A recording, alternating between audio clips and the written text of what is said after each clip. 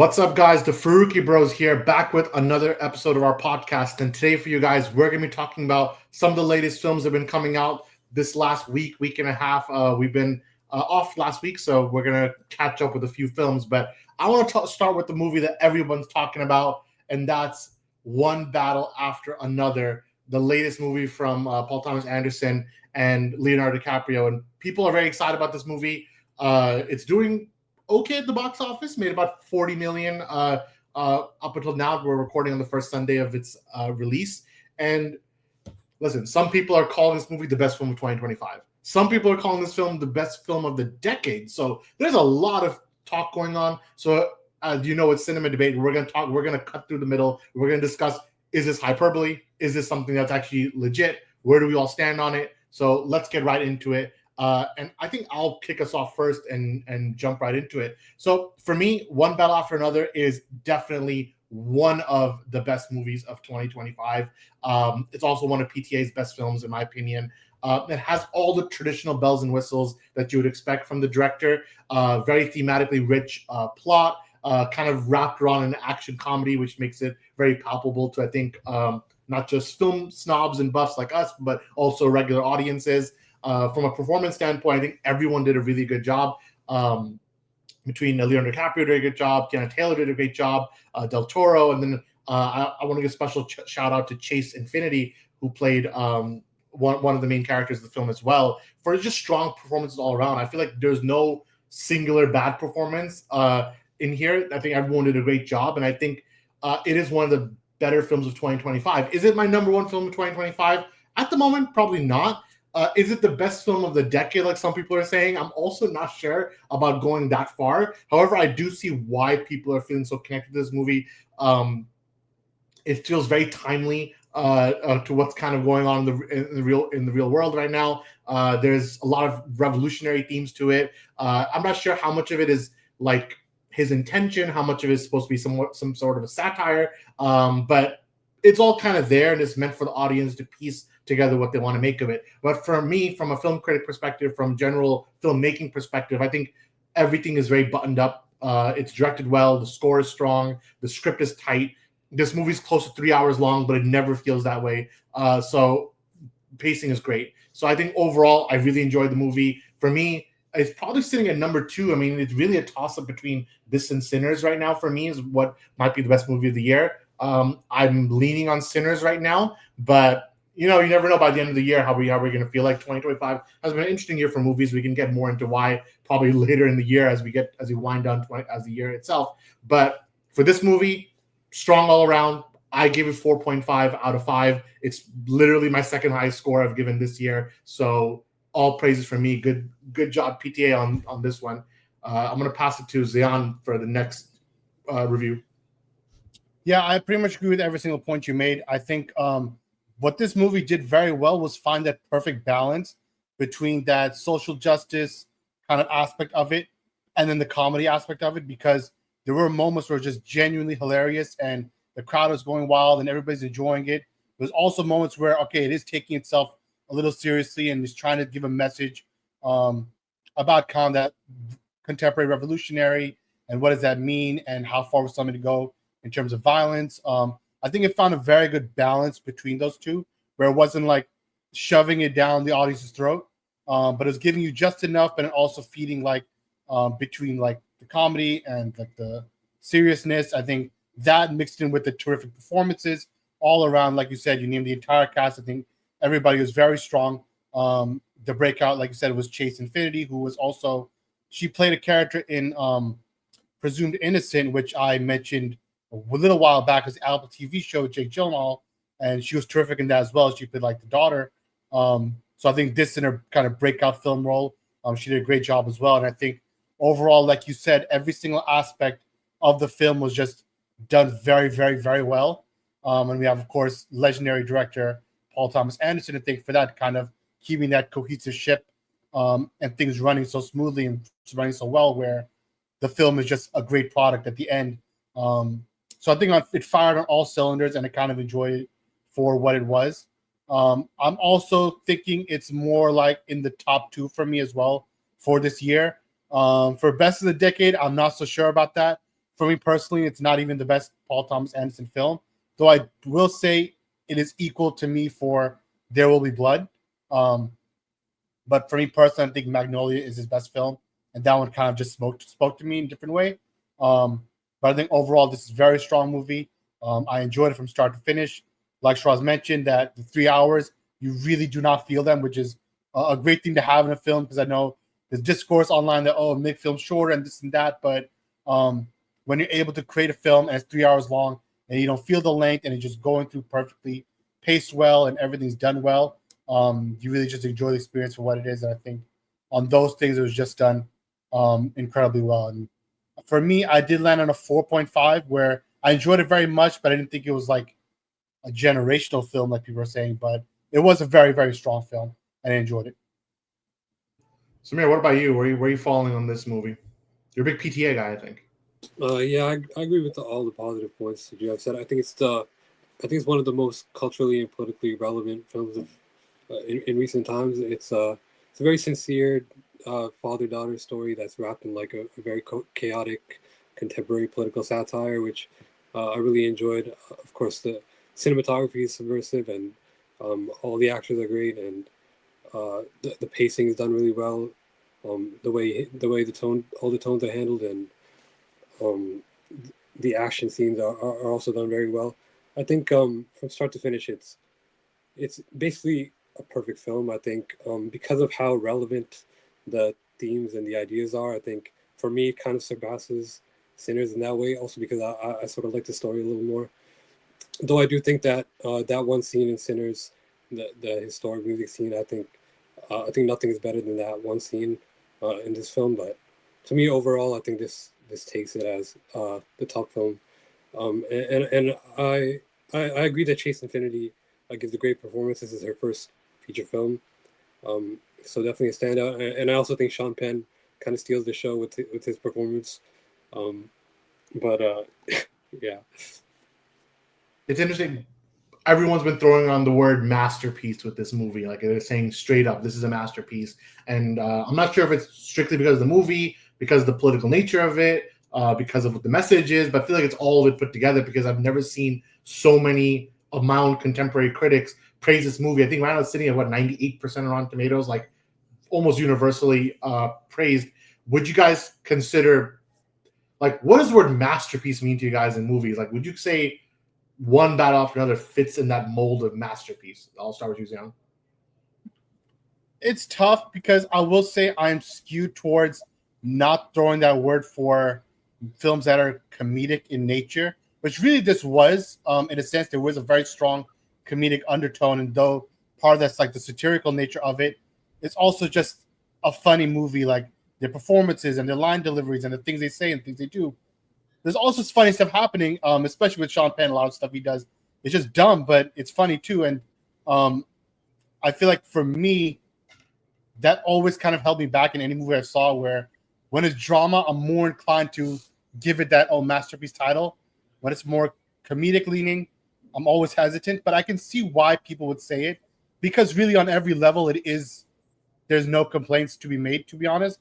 So really, I think just on a technical level, I would say it's a masterpiece because on all the categories, it did very strongly. But on a personal level, it's like how much of the subjectivity goes into calling something a masterpiece, and I feel like that's where the divisive nature of it comes from. Samir, what about you? What's your definition of masterpiece, and does this count as one in movies? I think when you consider like all elements of filmmaking, I think then for sure it's a masterpiece. But if you're looking at the story, I don't think the comedy aspect takes anything away from it. Personally, I think I really enjoy the way that it handles the contemporary politics of it, and of course, there's another film this year that also tried to do the contemporary politics thing, a satire that didn't really land as well for me. And I think the reason that One Battle After Another works so well is because, in a way, the politics aspect of it it's kind of like a hopeful nature right at the end, and I do understand that there's kind of a benefit in looking at the ugly part of it in the face, which is what Eddington tried to do. But for me, I think this perfectly encapsulates uh, what liberation should be. Yeah, you mentioned Eddington because actually I saw a few people also make that comparison, like PTA kind of what he did with this film was more fleshed out than what Ari Aster was trying to do with Eddington, and I think that's why one movie kind of crashed and burned. Let's be honest, and the other one is aiming to do quite well. They did take a page out of Sinner's notebook when it comes to the marketing cycle of this movie. I've been seeing they're like, you got to watch it in IMAX and VistaVision and all these different formats and see it in all these ways because like the art of filmmaking is at display. And they're taking a page out of Sinners because Sinners, I'm not, maybe it's hyperbole for me saying this, but I feel like that one video of Ryan Coogler showing each format and educating the viewers of what they do, that did a huge thing for it doing so well at the IMAX thing. But to answer the question I gave you guys to myself, I would also, even though I give it 4.5, I also feel like the word masterpiece, some people use it more frequently, some people don't. I tend to say this is like masterpiece adjacent. I would say masterpiece would be like if you're literally like a once in a generation movie, which this could be depending who you are and depending how you see what this movie's trying to do or not. But I would say it's just masterpiece adjacent. It's if technically it's all there. So like it's so technically all there that if you put me, told me right now that why is it 4.5 instead of 5, I would actually have a hard time explaining why I'm taking 0.5 off because I'm like, well, what was wrong with it? I'm not really 100%. Nothing was wrong with it really. It's just like ultimately I'm like, okay, this was good. It did everything I wanted to do, but that extra 0.5 is where it actually shooks me. And I was like, oh yeah, this is something that shook me to the core. But overall, I still think it's one of the best movies of the year. It may end up being the best movie of the year for me when it's all said and done. But right now, I'm still like teetering in that number 2 range. And we'll see how the movie does in the box office. I don't want to open this topic now, but I'm sure it'll come up, which will be like, what do we think the award chances of this movie are? I do think nominations are on the way, but let's see if it actually is in contention for Best Picture. We'll probably cross that topic at a more relevant time. So from there, I want to move to a movie that is just breaking its embargo shortly right now, and that's going to be and I'll let Zion just give the review. So what you're reviewing and what is it? I got the pronunciation wrong. All right, so this movie is Anemone. It premiered in the New York Film Festival on Friday, and it's the return of the legendary actor who people consider like the greatest actor of all time, like they did Marlon Brando back then. It was Daniel Day-Lewis, and we just talked about Paul Thomas Anderson, and one of his greatest films and performances, There Will Be Blood. So it's his resurgence back from retirement for this film, which is directed by his son, Ronan Day-Lewis. And it's a very interesting film. I came to this film with 0 trailers, 0 expectations. I didn't know what to expect. I didn't even know what the film would be about. And honestly, I was shocked as a first-time director for his son. I thought he actually did an incredible job.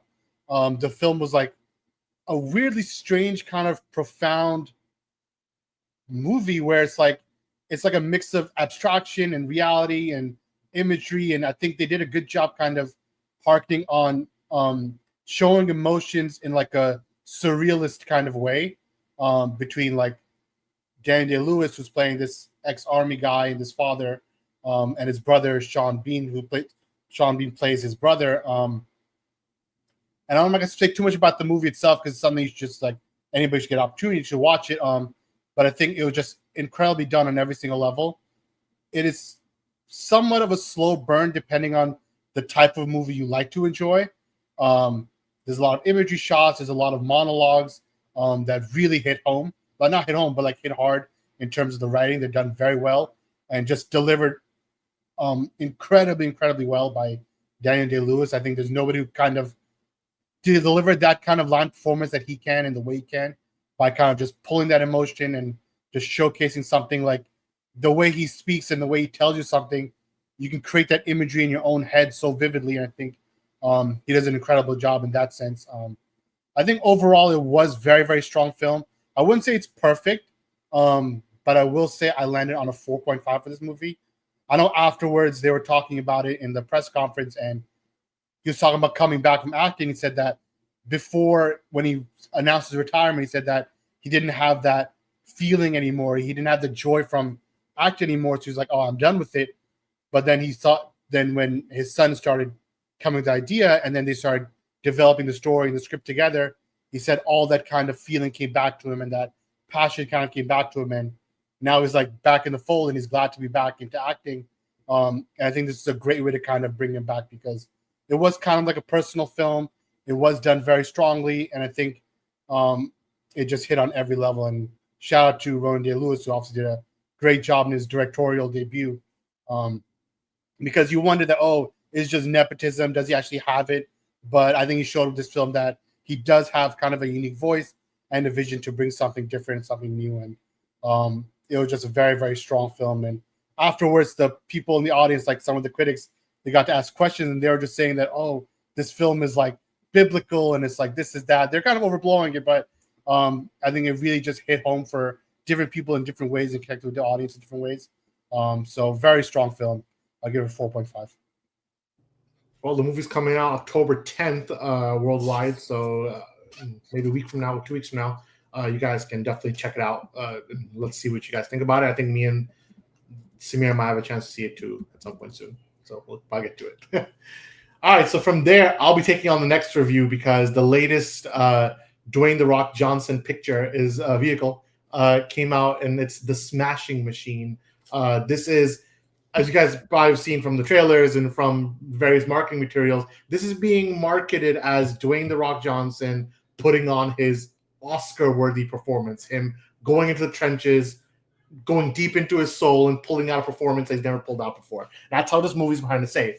And ultimately, I will say is that he did a very good job. I would say, I'm going to start with him. Dwayne "The Rock" Johnson, I feel like he really did transform himself. There's some parts of the film where you blink a little bit, like, that isn't even, I don't recognize The Rock. And as we know, the biggest criticism of Dwayne Johnson has been that no matter what role he plays, even if it's something like Black Adam, you just can't not see The Rock. It's like, I just see The Rock wearing a black cape. I don't really see Black Adam at all. And that's the same thing with a lot of his other movies, whether you're watching Jungle Cruise or you're watching whatever the case might be, he's just making that kind of movie. And he said, and pretty honestly, he's actually cried about it in interviews like that, you know, like what it means to really give your soul up for a specific performance and act to the maximum of your ability and push yourself to the next level. That's kind of what he's trying to do here, playing this character. It's a biopic of an actual wrestler. Not wrestler, it's like a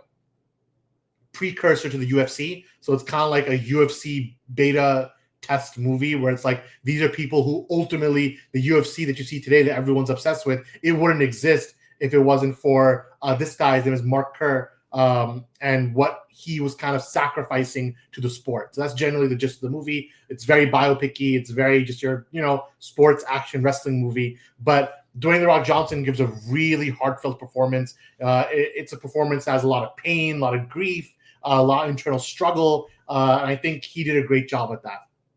That being said, the movie itself, it has some issues. So this is directed by one of the Safdie brothers, right? It's like one of the two who made Uncut Gems and things of that nature. So it's one of them. So it's not the duo. It's just one of them making their own directorial debut. I would say this movie has an issue that there's a pacing problem, because the movie is only 2 hours long, but it feels 3.5. And part of it is not their fault, because the main character, Mark Kerr, who is a real person, you can't really color outside the lines of his own human story that he lived.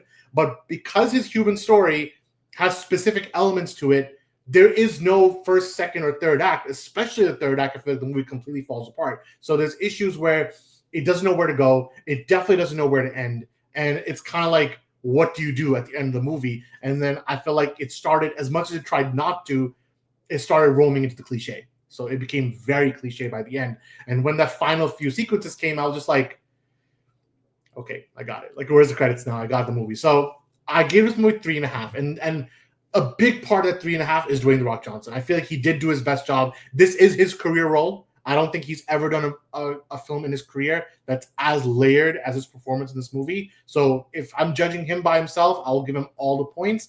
Unfortunately, the movie doesn't really feel that cohesive. It's almost like I wish he played a different character, because the character he's playing, there's not enough room to grow at some point. It's just like, that's it. You got to hit a wall. And that's the end of the journey. Outside of him, I think Emily Blunt did a good job as his girlfriend, wife, and then some of the side characters are actual wrestlers and actual people from that time, and the actual friends of the actual actor or of the actual athlete are supporting characters in this movie. So that does feel kind of like it keeps it very immersive and keeps it very into it. But ultimately, unfortunately, I don't think this movie is in my top 10 of the year. It's more fair to Midland. But Dwayne The Rock Johnson, to give him credit, just maybe I might actually consider him for a nomination for Best Actor with my Critics' Choice nomination. So it does feel like almost a tale of two movies the way I'm describing it, but where I'm like, hey, Dwayne The Rock Johnson, he might just get a nomination from me. However, the movie itself is a 3.5, but that's just the dichotomy of this movie, so I have no other way to talk about it. But I think it's coming out soon. Is it already out? But whenever it's coming out, I should give the audience that information. Smashing Machine release date. Let me just get that. All right, so it's coming out next week, so you guys can check it out this weekend if you wanted to. But I definitely recommend you guys kind of make your own opinion on it. But it is interesting. So from one sports movie to another sports movie, I want to talk about Him. This is a sports horror genre movie produced by Jordan Peele, very much influenced by Jordan Peele. But the question is, does it have the quality of a Jordan Peele movie? So let's get right into it. Since I did one review in a row, I'll just let Zion take over the first review if you want. What did you think about Him? Listen, I know it's getting like universally panned everywhere, and everybody's saying it's the worst movie of all time. But honestly, it wasn't that bad. Like, people are overblowing it, but I think the expectation of what it could have been or should have been is the real problem of why people hate it so much. Because when you slap on the name Jordan Peele, which obviously they desperately use in the marketing to get people to come and watch it, a level of expectation is put on the movie that clearly did not live up to, and I agree with that. But it wasn't like the worst thing in the world where I don't know what it's like 15% Rotten Tomatoes or something right now. It wasn't that bad. Like, it's like a 3.5. It's like a 3-star movie, 2.5, 3, something like that. And I think it was just okay. Like, I get there's some issues where it kind of just, it had a lot of pieces to be something good, but I think the most complaints I've heard is that it falls apart in the third act. When really, for me, I appreciate the third act because I'm tired of the same old like negative ending where it's like everything is bad, Midsummer, all those other type of movies where it's like, oh yeah, nothing works out. It's just evil lives on, evil wins at the end, and the good guy or the protagonist is trapped in the system and the cycle continues. Same old tired cliches that you see everywhere. In this one, big spoiler alert, he obviously just like wipes out everybody in the most gruesome, most violent way at the end. And I think that is what I enjoyed the most because that's what makes it different, that's what makes it like different from the regular this type of movie where it's like, oh, Illuminati, secret society, people controlling the strings in the background. How can you get out from under their clutches, under their grip? And this guy was like, all right, he'll just take the axe and the sword and just kill them all in the most brutal way. And I actually enjoyed that. So I thought it was all right. I didn't think it was a bad movie. And from like the first and second act, I thought it was okay as well. I don't think it was amazing or anything like that, but just an okay movie. Like, I enjoyed myself, and I particularly enjoyed the ending. So I thought it was like a 3 out of 5 movie. I don't think it's as bad as people say. I think it's just okay.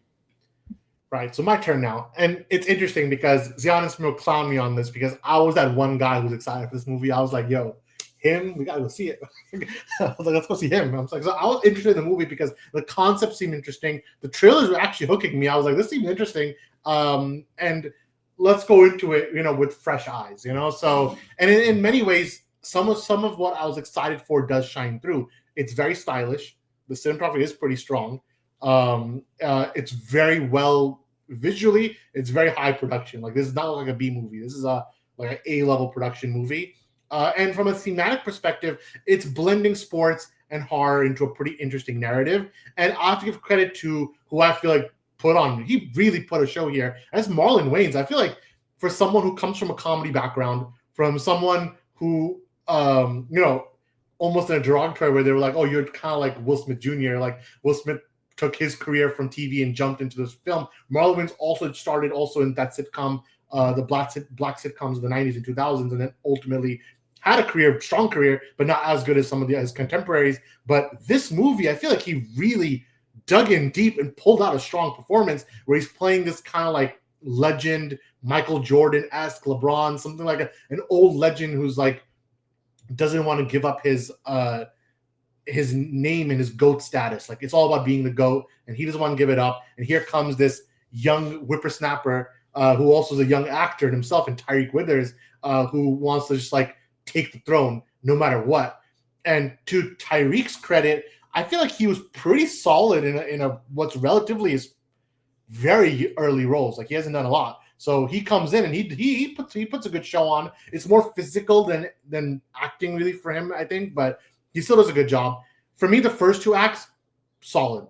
I actually really like the first two acts. I think it was building into something. There was this sense of, is this horror? Is this supernatural? Or is this just Illuminati? Ultimately, it ends up not being supernatural, which actually kind of pisses me off. I kind of wish it was some more supernatural elements, but ultimately everything that was supernatural is not really supernatural. Rather, it's more, the government, like it's what you're taking over. So the third act for me, I'm gonna go the opposite as Jan. I feel like this is where it fell apart for me. Not because of how it was a good ending. More is that suddenly the movie had a subtlety of a jackhammer. Like there was no more subtlety. Just like the craziest stuff is happening in extreme quick succession. And I get what the director's trying to do, because they kept saying this in the movie, like, "Oh, you guys are the modern day gladiator," and they kept pushing this narrative like, "This is the Coliseum. You guys are gladiators. Football players are gladiators. Therefore, last man standing." Maximus Aurelius, like we got gladiator movie. So in the end, it has to end that way. So I knew it's gonna end with Marlon Wayans and Tyreek going at it. That I think was an interesting crescendo, but everything after that was like, what is going on? Like, when does this guy become a sword fighter? And he's just like cutting everyone up. Like, what's happening? From a thematic perspective, how did he learn all this? Like, suddenly became like the most like this is a guy who just nice guy, came from a family. When did he become a killer?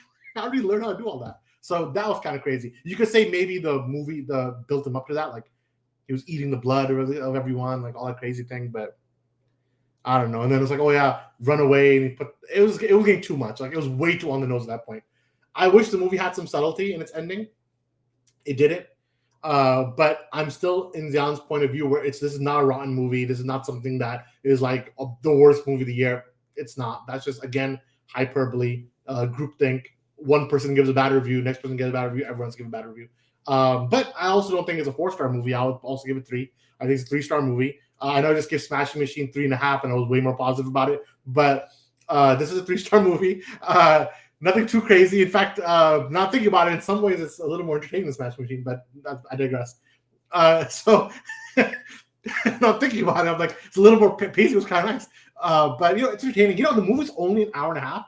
It's like a 90-minute movie. It's a very quick watch. So I feel like there's no harm in watching it. But yeah, that's my quick thoughts on the Smashing Machine. There's a great movie that's lost somewhere in this movie. Like I feel like there was something that could have happened. They just didn't have the strength to do it. And I think Samir had this point when we were talking about Weapons a few weeks ago. He was like, if Jordan Peele actually directed Weapons, it would be better than it was. I think that exact sentence applies to him, but like times 20. Like if Jordan Peele took this movie and put his bells and whistles and figured it out, it would have been a 4-star movie. But without Jordan Peele, it just wasn't. It is what it is. So from there, we went to our last review of the day, and that's going to be A Big, Bold, Beautiful Journey. And since I'm going to go to Samir first on this one, because me and Zan have been tag teaming the other reviews. What did you think about this new Colin Farrell, Margot Robbie vehicle? It's Margot Robbie's first film back from after Barbie, so I feel like I was looking forward to it. I also like the director Kogonada, who did After Yang and Columbus, so I was pretty excited about it.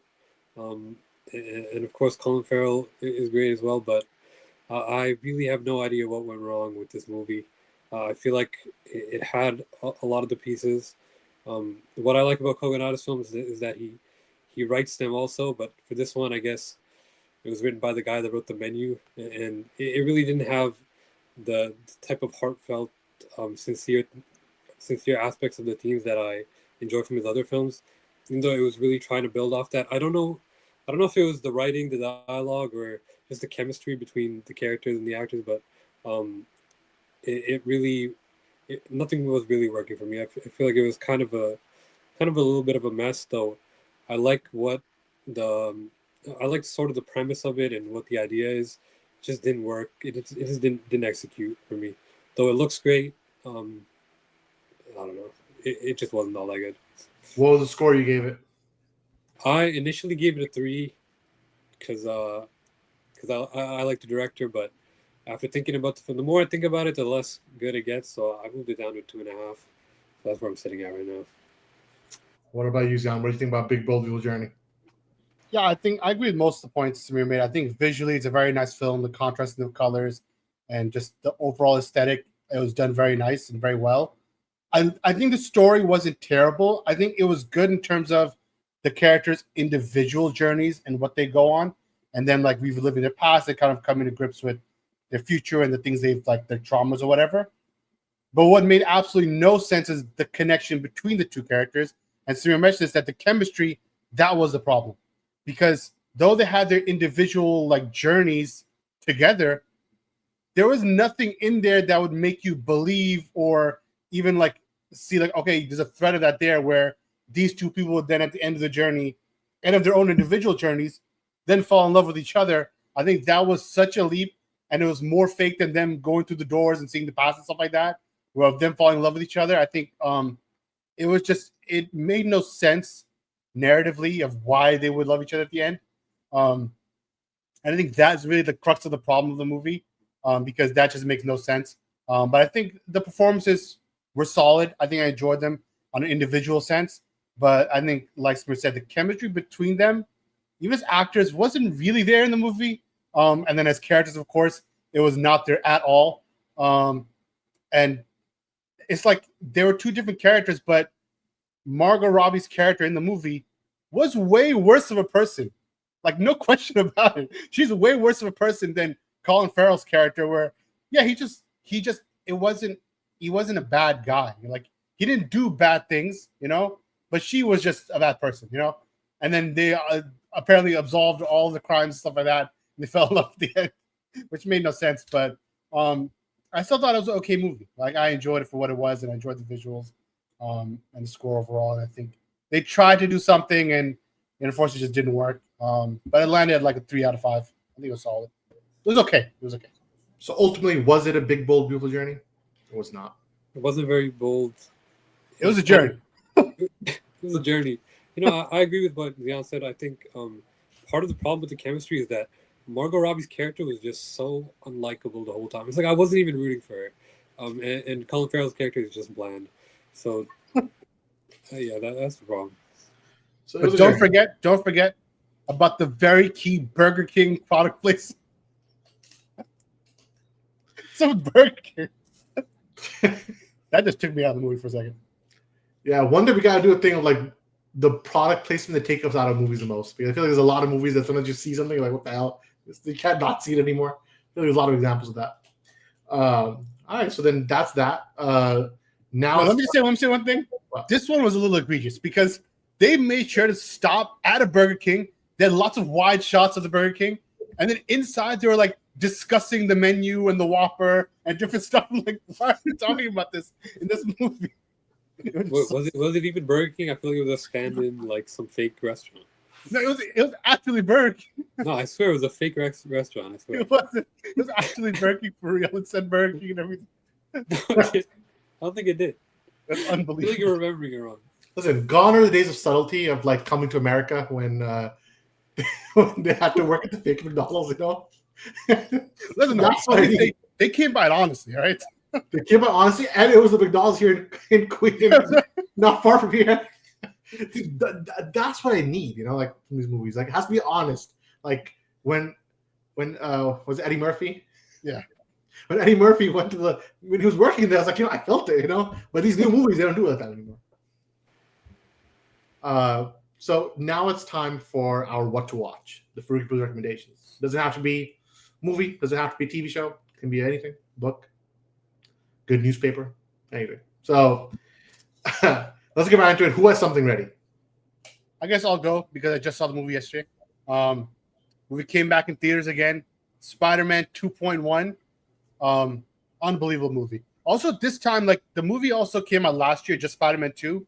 Yeah. But they didn't give it that much of like a thing. This movie, before the movie, they showed like behind the scenes clips and stuff like that. Like it was an actual kind of experience. And the same thing with Spider-Man 1. Like before the movie starts, they showed lots of like behind the scenes and making of the film and interviews and stuff like that, which definitely added into like the immersion of like the whole experience. But yeah, Spider-Man 2.1 stands the test of time. One of the best Marvel movie, no question about it. The best Spider-Man movie.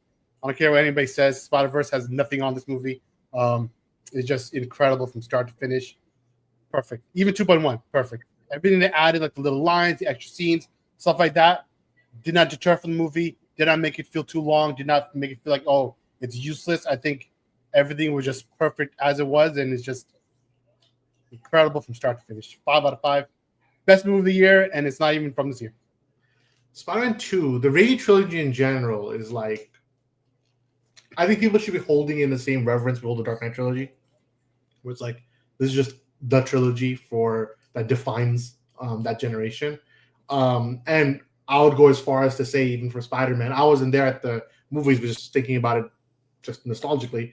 I feel like it's, when you talk about the most influential superhero movies of all time, like, I think Raimi's Spider-Man is up there with Christopher Reeve's Superman and Dark Knight and Christopher Nolan's Batman. Like, it's like in that tier. Like, it's Donner's Superman, Nolan's Batman, and Raimi's Spider-Man. Like, that's its own thing. And I feel like people are coming around to it more, but there was like that in our time, the revisionism of like, oh, maybe it wasn't as good as it was, but I think people are really coming back around to it and claiming it what it is. I'll also go with a nostalgia play here because there was a 30th anniversary of Toy Story. And I would put Toy Story 1 as probably also just one of the most funniest, most influential game changer movies. I mean, maybe to a fault, maybe Pixar has taken the wrong lessons and we're just stuck in a rut. But I feel like what Toy Story 1 was at the time, completely original, complete first ever fully CGI movie on a big theatrical level. It was a game changer, and it's still holding completely strong. And it makes me just, I know everyone says this, so I don't want to sound like that old grandpa who's like just yelling at the cloud, but it's like everyone says that their childhood had the best movies. I'm telling you, man, what we had, that early renaissance, we had Disney's peak renaissance of Lion King, Aladdin, Beauty and the Beast, and then we get Pixar's OG run of like Toy Story and Monsters Incorporated and all that. I'm like, I don't know, man. Pound for pound, stack for stack, movie for movie. I feel like the 90s and 2000s were killing it, but I don't know. Now I sound like an old man. Maybe I'm the young now. Don't know. So, Samir, what about you? I haven't really been watching movies. I guess I'll cop out and say just watch one battle after another. There you go. One battle after another. No TV shows, nothing. No games. Clear Obscure. I've been playing Clear Obscure.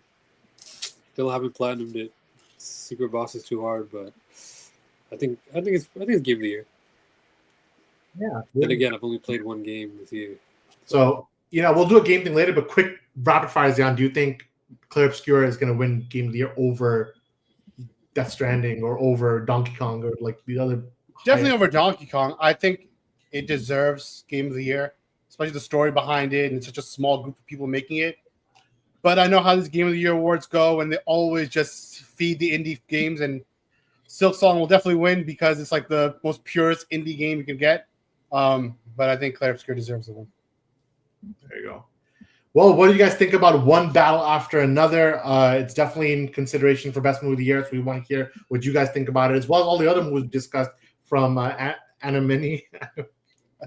Anemone, The Smashing Machine, Him, A Big Bold Beautiful Journey, and so on and so forth. Let us know in the comments below and join the debate. From myself, from Zayan, and from Samir, we're the Farooqi Bros, and we'll see you next time. Peace out.